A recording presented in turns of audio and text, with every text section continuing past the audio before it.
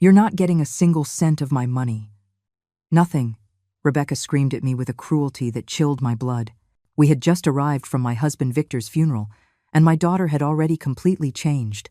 Her eyes were shining with a greed I had never seen before. "The $300 million are mine now, Mother," she continued, waving the will in my face. "It's all mine. And you're irrelevant here." 12 hours. Only 12 hours had passed since we buried the love of my life, and my own daughter was kicking me out of the home we had built together over 40 years of marriage. "Rebecca, please," I whispered, still dressed in black, my makeup smudged from tears. "We just buried your father. How can you be so cruel?" "Cruel?" She laughed with contempt. "You know what's cruel, Mother? That for all these years you've lived like a parasite off of Dad's money. But those days are over. This house is mine. The money is mine. And you are surplus to requirements." The lawyer, Arthur, cleared his throat uncomfortably from the corner of the living room.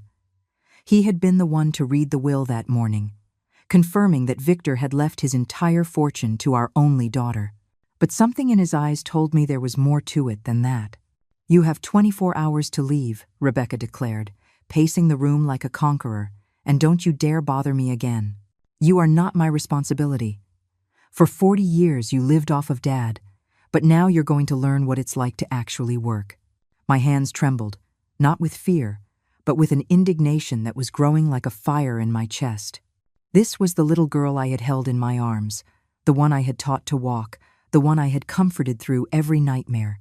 "You did at least read the entire will," Arthur murmured suddenly, and something in his tone made Rebecca stop in her tracks. "What's that supposed to mean?" my daughter snapped. But for the first time since the reading, I saw a flicker of uncertainty in her eyes. Arthur exchanged a look with me, and I knew exactly what he was referring to. An almost imperceptible smile touched my lips as I watched Rebecca's face begin to pale. Nothing important," the lawyer replied, but his smirk said otherwise. "I suppose you'll find out eventually." Rebecca stalked towards me. "I don't care what that paper says. The money is mine, this house is mine, and you are leaving right now." She pushed me toward the door with such force that I almost lost my balance. "And you know what else? I don't want to see you at anyone else's funeral either. As of today, you are dead to me." The slam of the door echoed through the house like a gunshot. I stood in the yard, under the light rain that had started to fall, looking at the house where I had been happy for 4 decades. The windows we had chosen together, the garden we had planted, the memories that were now turning to ash. I walked slowly toward my car, each step feeling like I was carrying stones in my shoes. My black dress was getting soaked, but I didn't care. The cold of the rain was nothing compared to the ice I felt in my heart. Arthur came running after me. "Mrs. Marta, please wait," he called out, approaching with a folder under his arm. "I need to talk to you. It's important." I looked into his eyes and saw something that calmed me. Complicity, knowledge. The same expression I had seen on Victor's face when he had an ace up his sleeve. "Is this about what I think it is?" I asked in a low voice. He nodded gravely. "Your husband was smarter than Rebecca can possibly imagine, and you need to know the whole truth before it's too late." I got into the car with Arthur, and as we drove away from the house, I saw Rebecca spying from the main living room window. Her expression had changed. It was no longer triumphant. It was worried, because she didn't know what I was about to discover. Arthur drove me to his office in silence. During the drive, my mind drifted between disbelief and a dull rage that was growing in my chest like a wildfire. 40 years. 40 years of marriage to Victor, of building not just a fortune together, but a family. And now my own daughter had thrown me out as if I were a stranger. "Please sit, Marta," Arthur said once we arrived at his office. His eyes reflected a mixture of pity and something else, something that looked like hope. I sank into the leather chair in front of his desk, the same place where Victor and I had signed our wills years ago. The walls were lined with diplomas and Arthur's family photos, reminding me of everything I had just lost. "Marta, there's something Rebecca doesn't know," he began, opening the folder he had brought from the car. "Your husband was an extraordinarily forward-thinking man, and he knew his daughter's character very well. I pulled a handkerchief from my purse and dried the tears that wouldn't stop flowing. Arthur, please. I've already lost my husband, now I've lost my daughter. Don't give me false hope. This isn't false hope, Marta. It's legal fact. He spread several documents across the desk. Do you remember when Victor insisted we all meet alone 6 months ago? Without Rebecca? I nodded slowly. Victor had been very specific about that meeting. He said he had private matters to discuss, things that concerned only us as a married couple. That day, your husband prepared an addendum to his will. A very specific clause that would only be activated under certain circumstances. Arthur pointed to a paragraph in one of the documents. If Rebecca demonstrated extreme cruelty towards you, especially during the period of mourning, the entire inheritance would automatically revert to you. My heart stopped for a moment. What are you saying? I'm saying your husband knew exactly what kind of person your daughter was, and he made sure to protect you. Arthur smiled for the first time all day. The $300 million, the house, the properties, the investments, it all becomes yours again, if we can prove that Rebecca met the conditions of the clause. The taste of my tears changed. They were no longer tears of sadness, but of an emotion I couldn't define. Relief, perhaps, or justice. And how do we prove that? I asked, my voice trembling.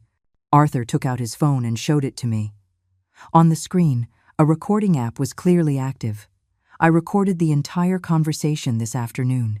Every cruel word, every insult, every moment she threw you out of the house where you had just held awake for your husband. I put my hands to my face and cried. But now I was crying with gratitude for Victor, my dear Victor, who was still taking care of me, even from beyond the grave. There's more, Arthur continued. Your husband also left very specific instructions. You must allow Rebecca to believe she is in control for a while. You must let her make mistakes. Let her show her true character to the world. Only then can we activate the clause permanently. You mean I have to keep pretending that I'm broke? Exactly. Your husband knew your daughter better than anyone. He knew that power would corrupt her quickly and that you would need time to decide if you truly wanted to take everything back, or if you preferred to give Rebecca one last chance. I stood up and walked to the window. Outside, the city carried on at its normal pace, oblivious to the drama unfolding in our lives. I thought of Victor, of how he had always been 3 steps ahead of everyone else in business. Apparently, he had also been 3 steps ahead in protecting his family. What do I have to do now? I asked, without turning around. Go to a modest hotel. Act as if you've truly lost everything. I will monitor Rebecca's actions. According to your husband's instructions, she will show her true colors very soon. And what if she doesn't? What if she's really changed and this was just a reaction to her grief? Arthur came over and placed a fatherly hand on my shoulder. Marta, with all due respect, you and I both know that's not going to happen. Rebecca showed who she really is today. Your husband knew it, and that's why he prepared all of this. I took the documents and carefully placed them in my purse. How much time do I have? The clause can be activated at any time within the next 6 months. But your husband suggested waiting at least 30 days to see the full pattern of Rebecca's behavior. We left the office after the sun had set. Arthur drove me to a discreet hotel in the center of the city, a place I never would have considered in my previous life, but which would now become my temporary home. One more thing, Marta, he said before leaving. Your husband left a letter for you, with instructions to give it to you only after Rebecca had shown her true character. He took a sealed envelope from his briefcase. I believe the time has come. I was left alone in that small, modest room, with the envelope in my trembling hands. On the front, written in Victor's familiar hand, was my name. For my dearest Marta, the strongest woman I know. My hands trembled as I broke the envelope's seal. Victor's handwriting was unmistakable, that elegant script I had admired for 40 years of marriage. I sat on the hotel bed and, under the dim light of the nightstand lamp, began to read the letter my husband had written for this exact moment. My dearest Marta, if you are reading this, it means that Rebecca has shown her true colors and that my plan is unfolding as I expected. Forgive me for not telling you everything while I was alive, but I needed your reaction to be genuine so that she would fully believe in her victory. Tears began to roll down my cheeks as I continued reading. Over the last few years, I have watched our daughter become increasingly greedy and cruel. Remember when she fired Mr. Rossi, our gardener, just because he asked for a small raise after 20 years of loyal service? Or when she refused to help her cousin Angelica when she lost her job? I have seen how she treats the household staff, how she talks about people with less money than us. I paused my reading and looked out the window of the room. Victor had indeed seen what I had refused to accept for years. Our daughter had become a person we didn't recognize. But there is something else you must know, my love. The $300 million that appear in the official will is not our entire fortune. There are additional accounts, properties registered in your name, investments that only you and I know about. The real total of our estate is $450 million. My heart stopped. $450 million. Victor had been even more astute than I imagined.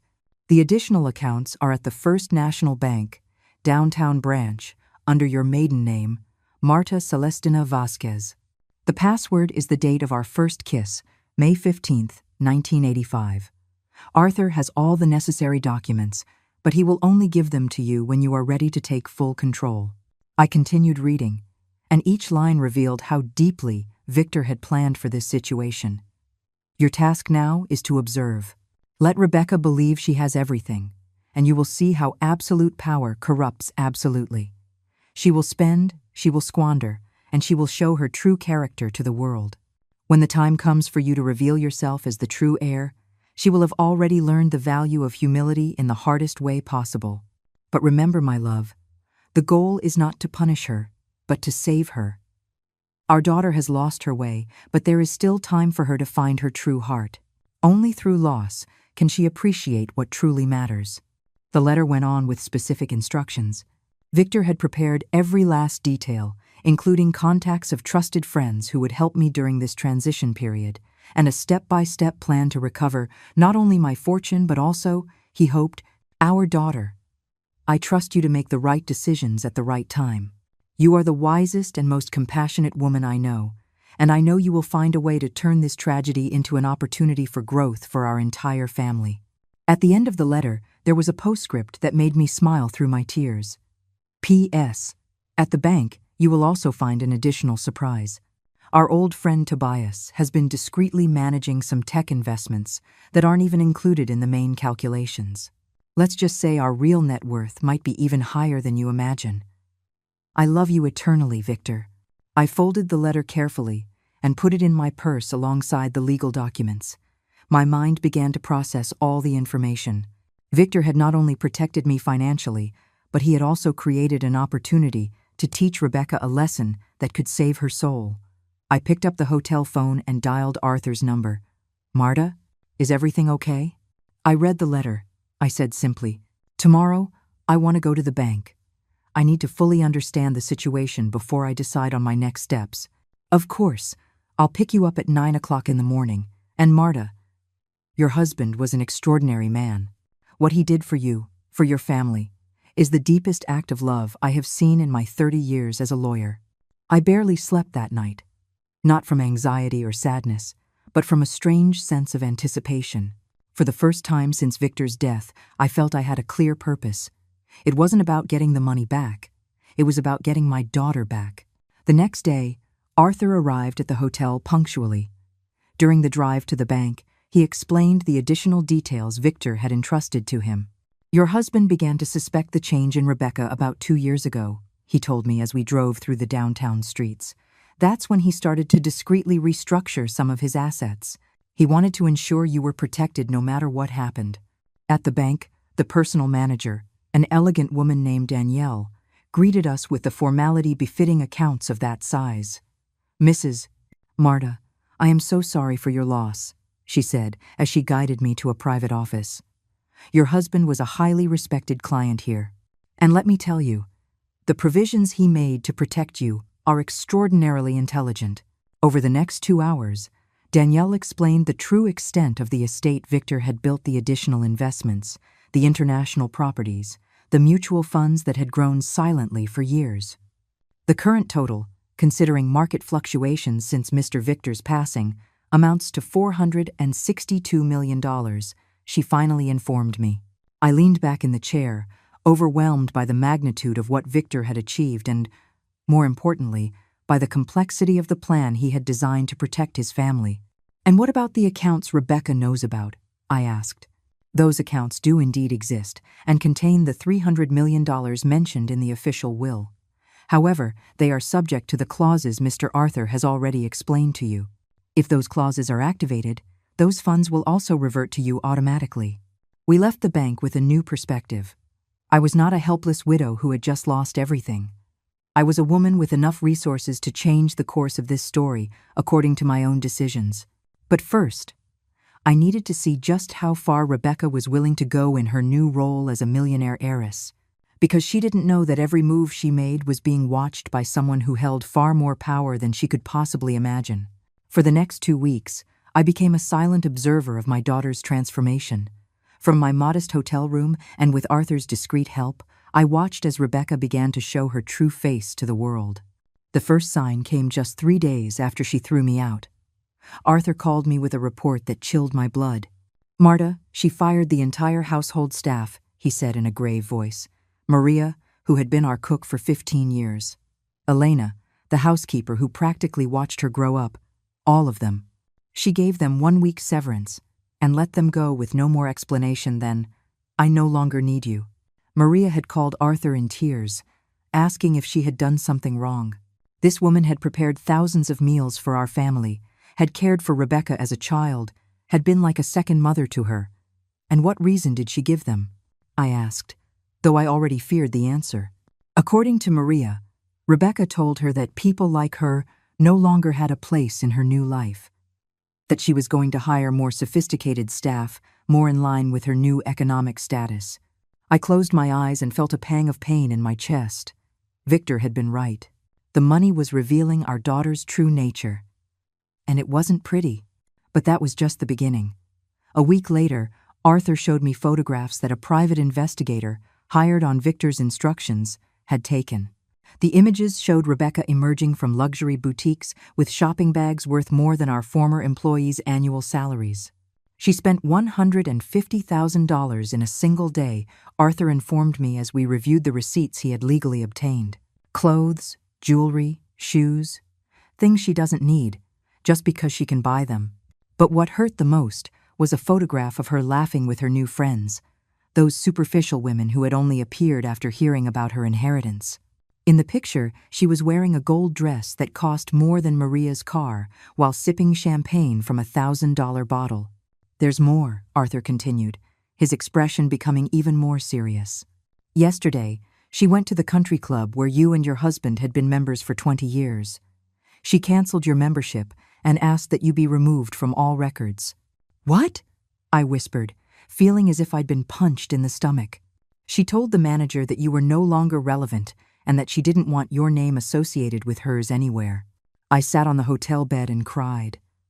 Not for the club membership, but for the calculated cruelty of her actions. Rebecca wasn't just enjoying her new wealth, she was deliberately erasing my existence from her life. That afternoon, I received a call I never expected. It was Mr. Rossi, our former gardener, the man Rebecca had fired years ago for asking for a raise. "Mrs. Marta, I am so sorry to bother you during this difficult time," he said in his gentle voice, "but I need to tell you something that happened yesterday." Mr. Rossi explained that he had gone to the house to offer his condolences for Victor's death, but Rebecca had greeted him with a coldness that left him speechless. She told me that people like me had no right to be in that house. She screamed at me to leave and never come back, that the poor couldn't contaminate her new life, he recounted, his voice breaking. "Mrs. Marta, that man was like a father to me for 20 years. I cared for those gardens as if they were my own, and she treated me like I was trash." After hanging up, I sat in silence for hours. Victor had predicted this exactly. He had seen something in Rebecca that I had refused to acknowledge. An inherent cruelty that power and money were magnifying until it turned her into a monster. The next day, Arthur brought even more disturbing news. "Rebecca is planning to sell properties," he said, spreading several documents on the hotel's coffee table. "The beach house in the Hamptons where you spent your summers, the penthouse apartment downtown that your husband bought for when Rebecca went to college. She's even considering selling the office building where Victor built his empire." "Why would she sell all that?" I asked, though I suspected the answer. According to the real estate broker, she wants immediate liquidity for more exciting investments. Apparently, some new friends have convinced her to invest in businesses that promise quick returns.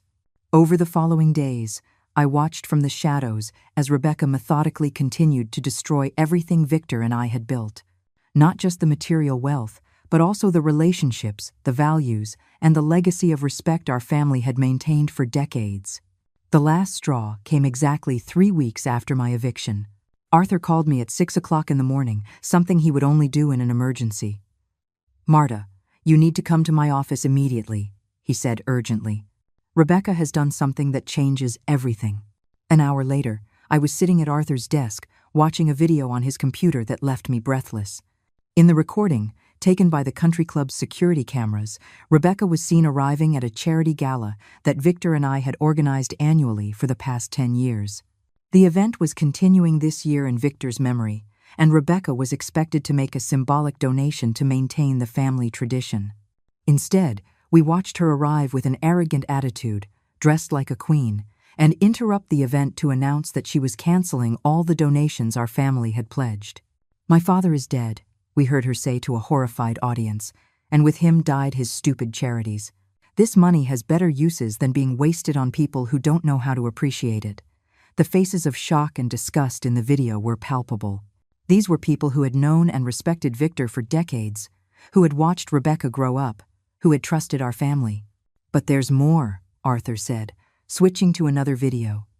This happened afterward, in the parking lot. In this second recording, we saw Rebecca being confronted by Henry, an old friend of Victor's who ran one of the foundations benefiting from our donations. "Rebecca, your father would be ashamed," Henry was saying with evident sadness.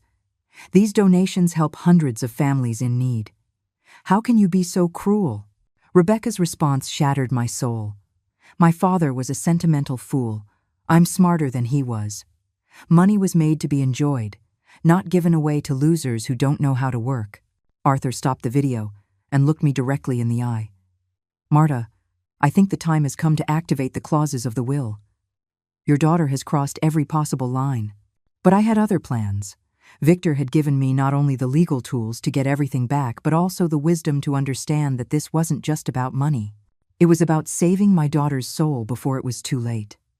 "Not yet, Arthur," I told him with a determination I hadn't felt in weeks. "First, I'm going to give her the opportunity to face the consequences of her own actions." I didn't have to wait long to see the universe begin to collect on Rebecca's cruelty. The consequences arrived exactly 1 month after she threw me out of the house, and they came in the form she least expected, her own friends. Arthur called me one morning with news that, while giving me a bitter satisfaction, also filled me with maternal concern. "Marta, Rebecca's new investment partners have disappeared," he said in a grave tone. "They took $50 million.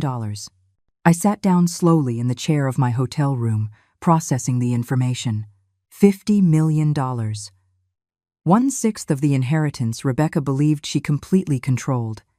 How did it happen? I asked, though a part of me already knew.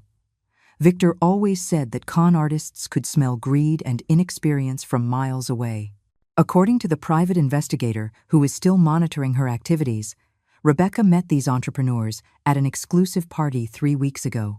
They promised to double her investment in 6 months through a European art import business. Arthur sent me the details via text as we spoke. The names of the scammers, their aliases, the fake bank accounts they had used.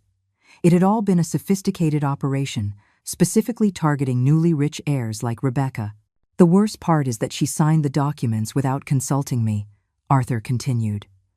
"Apparently, she told them she no longer needed lawyers because she trusted her business instincts." That afternoon, I received a call I never thought would come. It was Rebecca. Her voice sounded different, smaller, scared. "Mom?" she whispered, and for a moment she sounded like the little girl I used to comfort when she had nightmares. "Hello, Rebecca," I replied calmly, mentally preparing myself for what was to come. I need to talk to you. Could we meet?" "Where would you like to meet?" I asked, noticing how she avoided mentioning the house. "Our house. Could you come to the house? Please." 30 minutes later, I was standing at the front door of the home where I had been happy for 40 years. Rebecca opened it immediately, as if she had been waiting by the window. She looked terrible. Her perfectly styled hair was a mess, her makeup was smudged, and she was wearing the same green dress from the day before. "Come in, please," she said, avoiding my gaze. The house was unrecognizable. The furniture Victor and I had chosen together had been replaced with cold, modern pieces. The family photographs had disappeared, replaced by expensive abstract art that had no soul. Even the smell was different, as if even the memories had been scrubbed from the air. "What happened, Rebecca?" I asked, although I already knew the answer. She collapsed onto the new sofa and began to cry. "I was scammed, Mom. I lost $50 million. Those men I trusted, they disappeared with everything." I sat beside her, fighting the maternal urge to comfort her immediately. This was the choice Victor had foreseen, and I knew I had to let it take full effect. "And what are you going to do now?" I asked gently. "I don't know. The lawyers I consulted said it's nearly impossible to recover the money. The scammers used fake identities and accounts in tax havens. Arthur refused to help me when I asked him to take the case. Of course, Arthur had refused. He knew perfectly well that this situation was part of Victor's plan to teach Rebecca about the consequences of her actions. "Rebecca, why did you call me?" I asked directly. She looked up at me, and for the first time in months, I saw something resembling humility in her eyes, because I realized I have no one else. All those friends I thought I had vanished as soon as they heard about the lost money, and I treated all the people who truly loved me terribly. The tears flowed harder, especially you, Mom.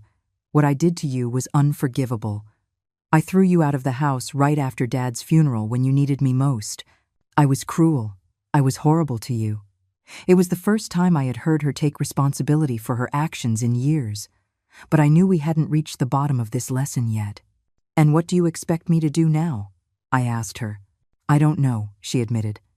"I know I don't deserve your help after what I did, but could you stay?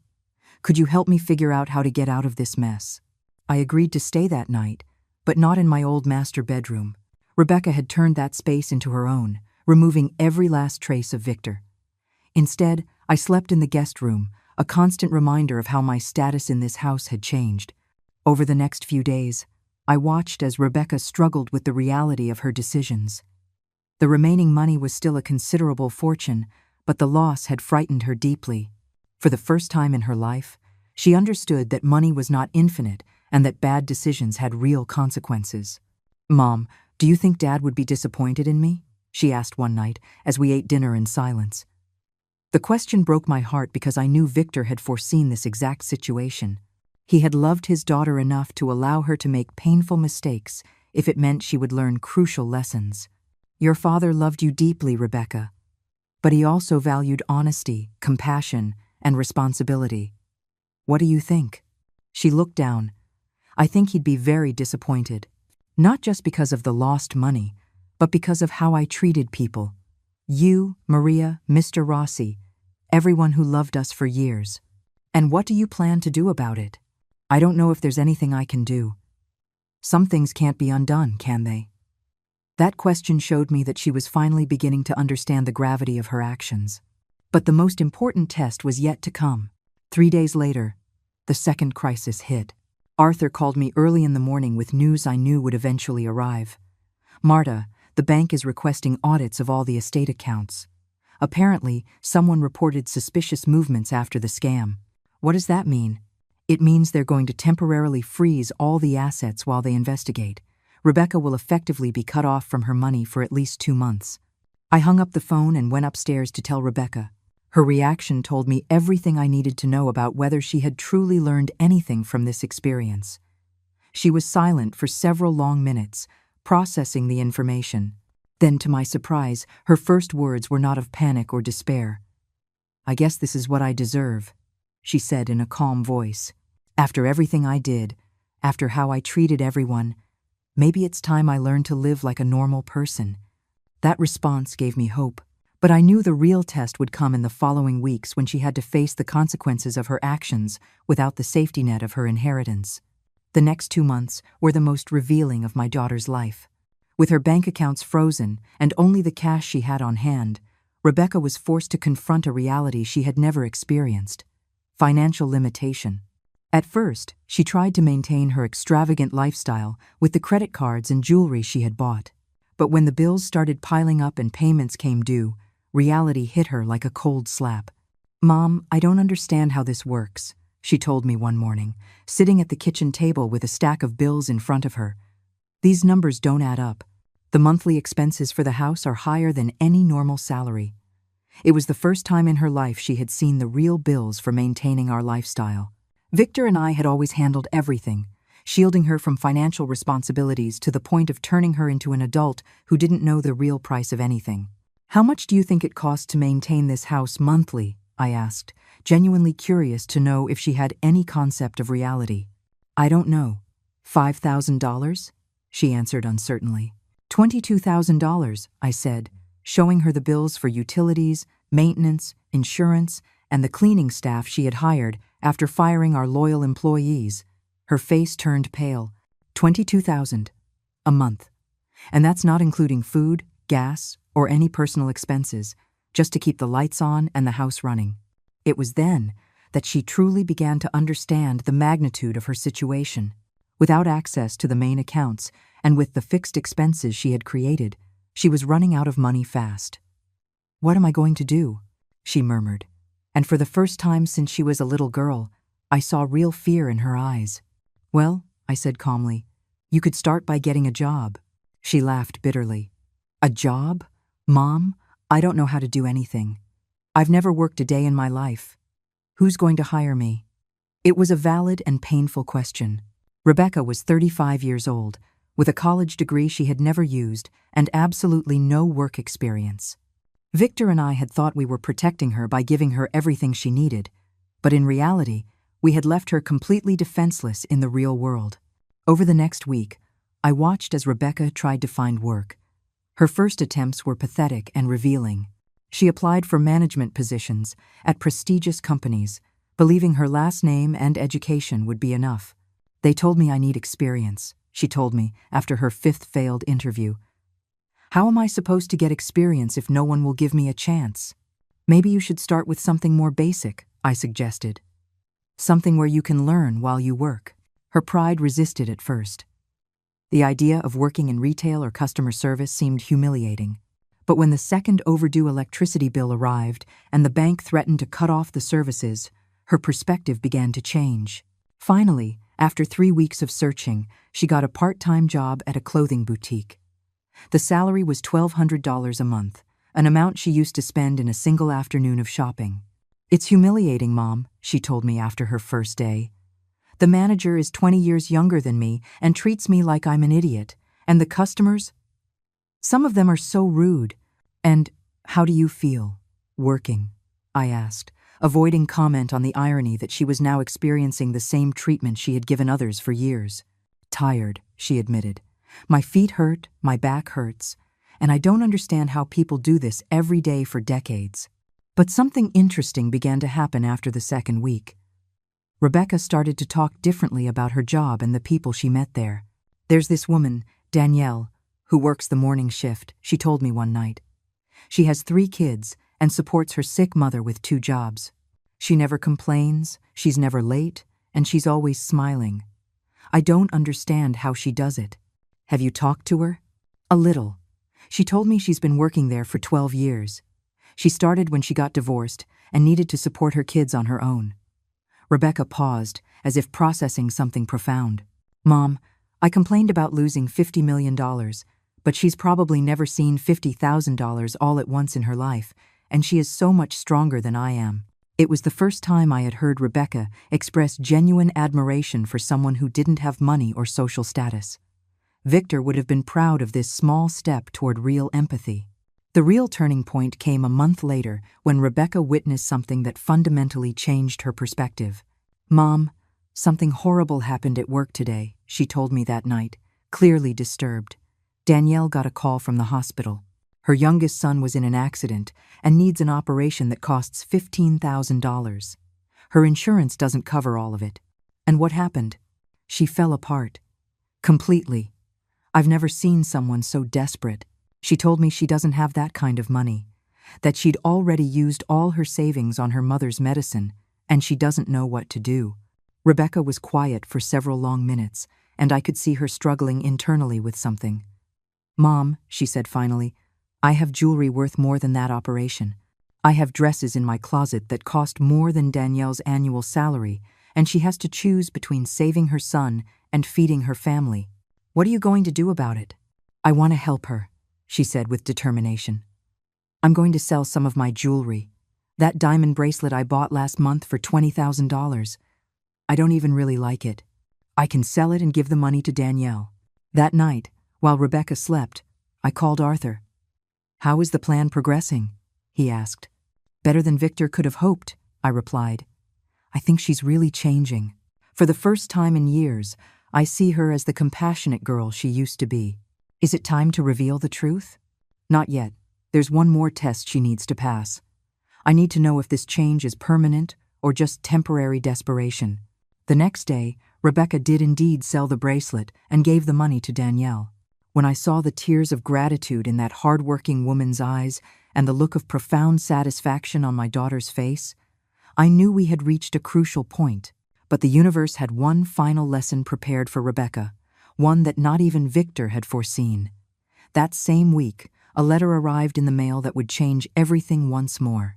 It was from a different lawyer, one representing the estate of a distant uncle of Victor's who had recently died. "Mrs. Rebecca," the letter read aloud, "we regret to inform you that Mr. Tobias Vasquez passed away last month and has named you as his sole heir. His estate is valued at approximately $75 million. Rebecca dropped the letter and looked at me with wide eyes. "$75 million more," she whispered. "After everything I've been through, after everything I've learned, the money just comes back." This was the final test. What would Rebecca do with a new fortune after having experienced relative poverty and discovered compassion? The letter about Tobias's inheritance was real, but there was a detail Rebecca didn't know.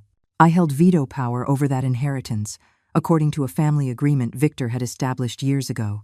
Tobias had been his younger brother, a solitary man who had always respected Victor's judgment about the family.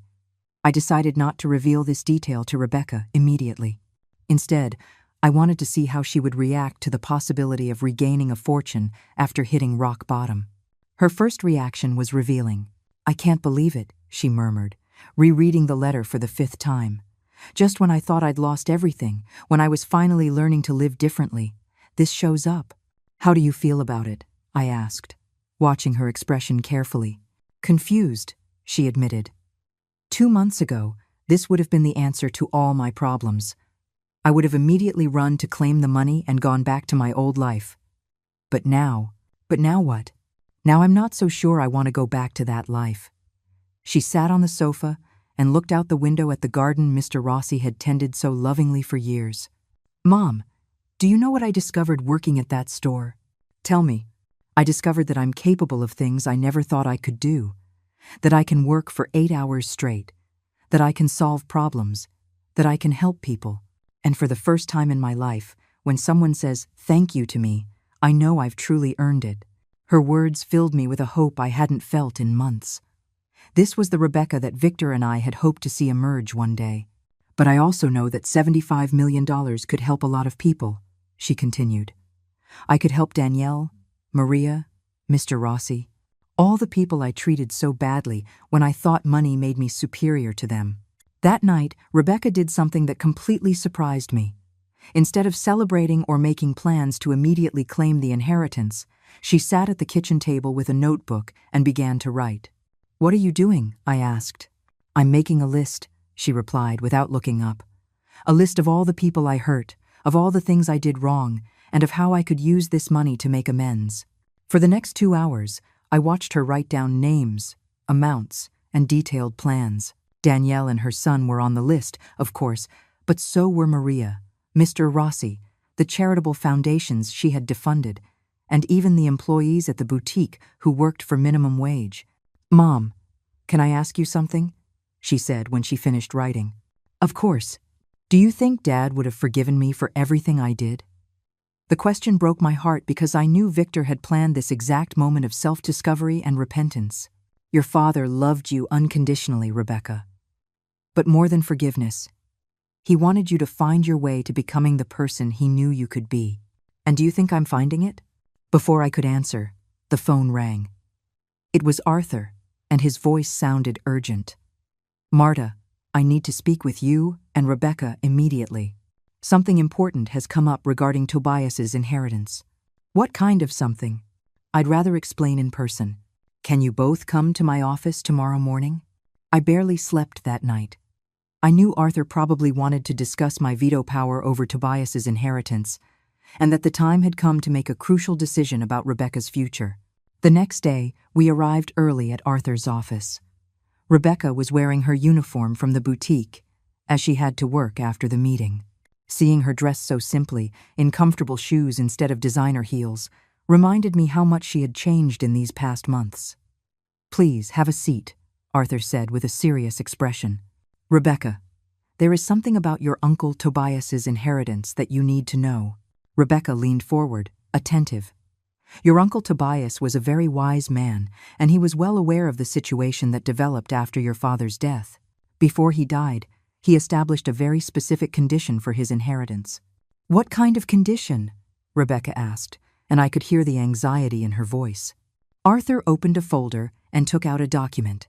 The inheritance can only be claimed if your mother, Marta, certifies in writing that you have demonstrated a fundamental change in character and that you are prepared to responsibly manage a fortune of that magnitude. The silence filled the office like a dense weight. Rebecca turned to me slowly, and I saw in her eyes a mixture of understanding, surprise, and something that looked like relief. You knew about this? She asked in a soft voice. I found out last night when Arthur called me. I fibbed. This wasn't the time to reveal I had known this detail all along. And what do you think? She asked, her voice trembling slightly. Do you think I've changed enough to deserve that responsibility? It was the question I had been waiting for months. The question that would determine not only Rebecca's financial future, but also the kind of person she would become for the rest of her life. Before I answer that, I said, I want to ask you a question. If I decided you weren't ready, if you lost this inheritance forever, how would you feel? Rebecca thought for several long moments before answering. 2 months ago, I would have been desperate. I would have begged. I would have promised anything. I would have made a scene. She paused and looked me directly in the eyes.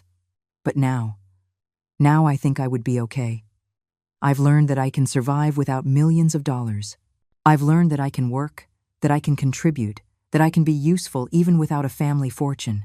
And if I tell you that you are ready, what would you do with $75 million? Without hesitation, she pulled out the notebook she had been writing in the night before. First, I would repair all the damage I did.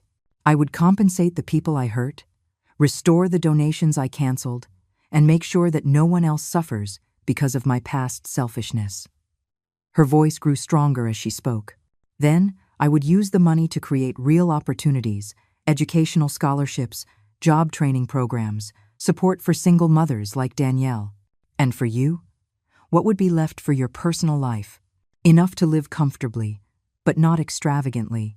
I no longer need to prove my worth by what I buy or where I live. She smiled with a warmth I hadn't seen in years. Mom, these past months taught me that true wealth isn't in a bank account. It's in the relationships you build, in the difference you make in the lives of others, in being able to look in the mirror and respect the person you see there. Arthur and I exchanged a look. It was clear that Rebecca had passed the final test. But there was still one more revelation. One that would change everything she thought she knew about the last few months of her life. Rebecca, I said, taking a deep breath before continuing, there's something else you need to know. Something your father planned from the moment he began to worry about your character. She looked at me curiously, but I could see a flash of apprehension in her eyes. Arthur, please show her the real documents, I asked the lawyer. Arthur opened another folder, much thicker than the previous one, and spread several documents across the desk. Rebecca looked at them, not immediately understanding what she was seeing. These are the documents from your father's real will, I began in a calm voice. The one your father prepared, knowing exactly what kind of reaction you would have when you believed you had inherited everything. The real will, Rebecca whispered, her face turning pale. Your father never left you the $300 million, Rebecca. Everything that has happened these past months, everything you have experienced, has been part of a carefully designed plan to save you from yourself. I then explained everything that had been hidden for months. The clause that returned the inheritance to me if she demonstrated cruelty, the existence of additional accounts that I controlled, and the reality that I had never truly lost my position as the primary heir. I knew what was happening all along, I continued, watching her eyes fill with tears of understanding. I just wanted you to learn. You mean? Her voice broke. I mean, your father loved you so much that he was willing to make you believe you had lost his love in order to save you. And I was willing to let you throw me out of the house, to treat me cruelly, to despise me, because I knew it was the only way you would discover who you truly wanted to be. Rebecca completely broke down. It wasn't the desperate cry of someone who had lost money, but the deep sob of someone who finally understood the magnitude of the love she had received without realizing it. Dad knew I would become a monster, and still he found a way to save me. And you endured all my venom knowing you could stop me at any moment. Your father wrote in his letter that the goal was never to punish you, but to save you. And I was willing to endure anything if it meant getting my daughter back. Arthur handed us a box of tissues and waited patiently as Rebecca processed all the information. So the $50 million I lost to the scammers? She asked through her sobs. That was real, Arthur replied. That part wasn't planned. Your father had put that amount in accounts you could actually use, hoping you would make financial mistakes that would teach you valuable lessons. The scammers simply accelerated that process. And Uncle Tobias's inheritance? Also real, I told her. But as you now know, it was conditional on my approval. Your Uncle Tobias was part of your father's plan from the beginning. Rebecca was silent for several long minutes, processing everything she had learned. Finally, she looked up at me with an expression that was a mixture of pain, gratitude, and something that looked like awe. Mom, can you forgive me? She whispered. Not just for these last few months, but for years of being selfish, cruel, and blind to everything you and Dad did for me. I've already forgiven you, Rebecca. I forgave you from the very first day because I knew the daughter I raised was still in there, somewhere beneath all that bitterness and greed. And now what? She asked. What happens with all the money, with the real inheritance? I took out a document I had prepared the night before with Arthur's help. I've decided to divide everything equally between us, I told her, but with specific conditions. Your portion will be in a trust, jointly managed by the two of us. Every major financial decision will have to be made together, and a significant portion must be designated for charitable causes and for repairing the damage you caused. If you don't accept these conditions, then you will receive a fixed sum to live comfortably, but you will not have access to the main fortune. The decision is yours. Rebecca didn't hesitate for a second. I accept all the conditions. She stood up from her chair and walked to the window. Mom, during these past months, I learned something I never understood before. Money only has value if you know how to use it to do good. Without that wisdom, it's just paper that corrupts your soul. And what about your job at the boutique? I'm going to keep working there, she answered with determination. At least for a while longer.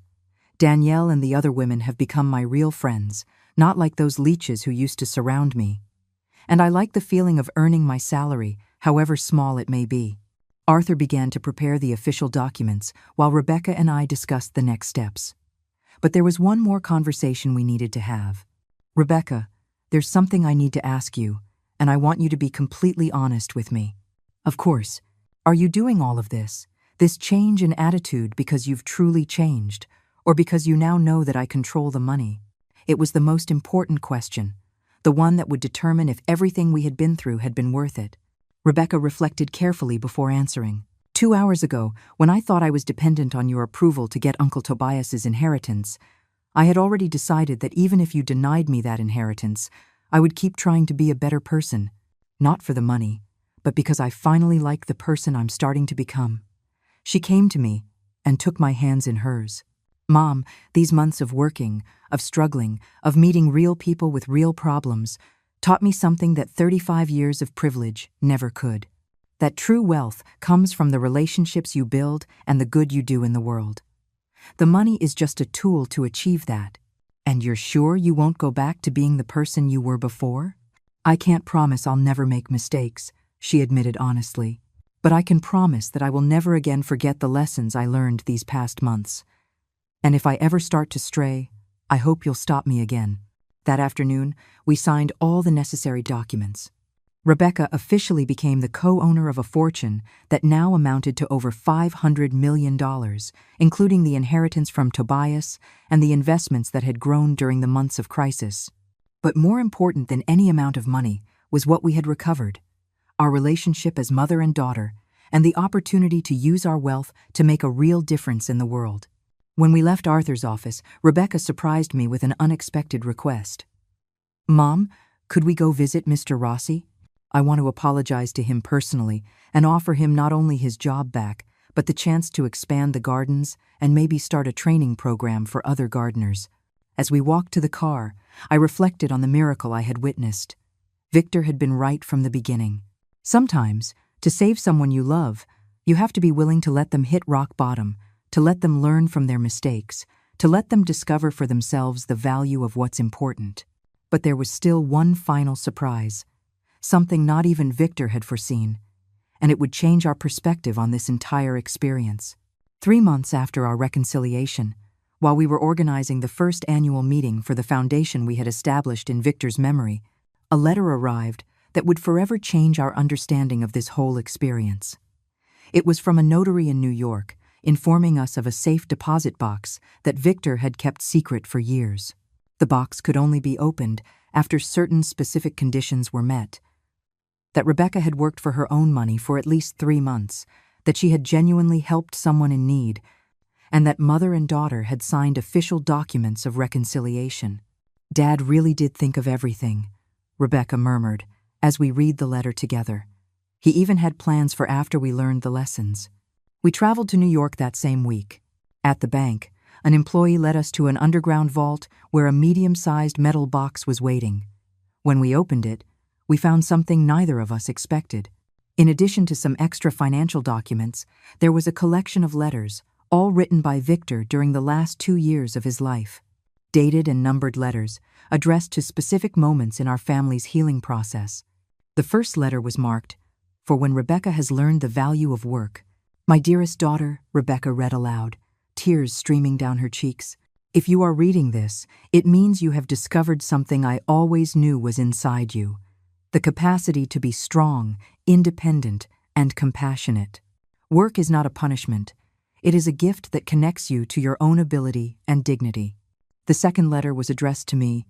"For Marta, the bravest woman I know, my eternal love," I read in a trembling voice. "Thank you for being strong when I could not be. Thank you for loving our daughter enough to let her make painful mistakes. I know these months have been the hardest of your life, but I also know you are the only person in the world capable of guiding Rebecca back to her true heart." But the letter that impacted us the most was the last one, marked, "For when mother and daughter are truly family again. My two loves," it began. "If you are reading this together, it means the miracle I hoped for really happened. Rebecca, you have discovered that true wealth is not in what you possess, but in what you give. Marta, you have proven once again that true love sometimes requires the greatest courage, to let go in order to regain. But there is something else you need to know," the letter continued, "something I kept secret even from Arthur until this moment. For the last 5 years, I have been silently donating millions of dollars to charitable organizations around the world. I didn't do it through our family foundation because I wanted it to be completely anonymous." Rebecca and I looked at each other in amazement as I kept reading. "I have secretly paid for the college education of over 500 low-income students. I have funded 3 hospitals in rural areas of Mexico and Colombia. I have established funds for single mothers, child nutrition programs, and shelters for victims of domestic violence. I did all of this without telling you because I wanted to be sure that when you took control of our fortune, it would be for the right reasons." The letter explained that Victor had donated nearly $100 million over those years, but he had structured the donations so that they would continue automatically after his death if we proved we were ready to carry on his legacy. The real value of our family estate, including scheduled donations and future commitments, is $650 million, the letter revealed. But it comes with the greatest responsibility you can imagine. To use this wealth to change lives, not just to live comfortably. At the end of the letter, there were specific instructions on how to continue the charitable programs Victor had established. Contacts for the organizations that had been receiving anonymous donations, and a detailed plan to expand these efforts over the next 20 years.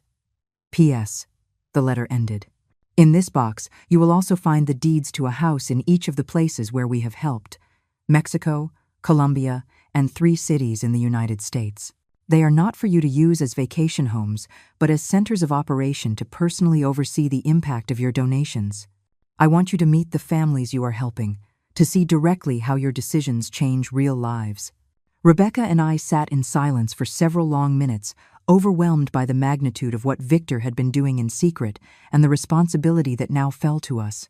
"Mom," Rebecca finally said, "do you realize what this means?" "It means your father wasn't just teaching us about money and character," I replied.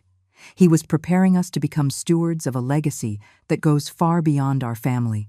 In the following weeks, we began contacting the organizations Victor had been secretly supporting. Each conversation revealed new dimensions of his quiet generosity. Orphanage directors who didn't know how to thank the anonymous angel who had saved their institutions. Mothers who had been able to feed their children thanks to the programs he funded.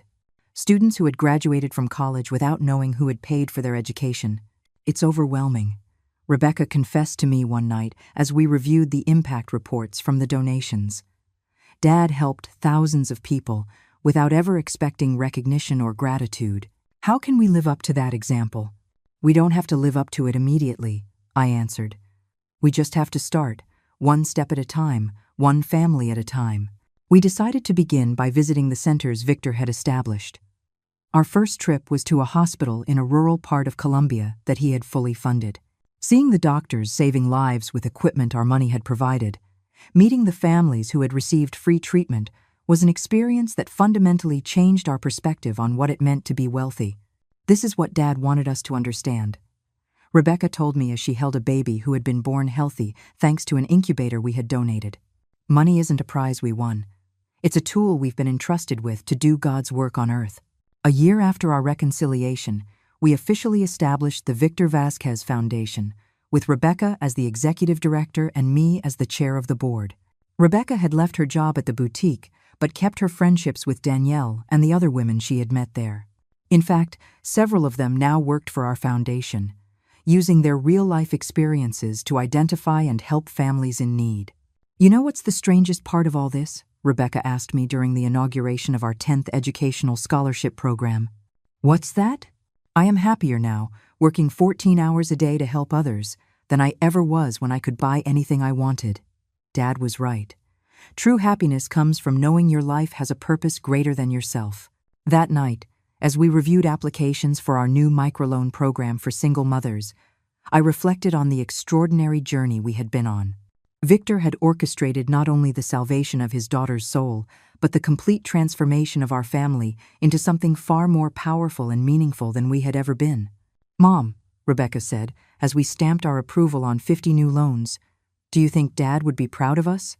I looked at my daughter, who had gone from being a selfish and cruel heiress to a woman dedicated to changing the world one family at a time.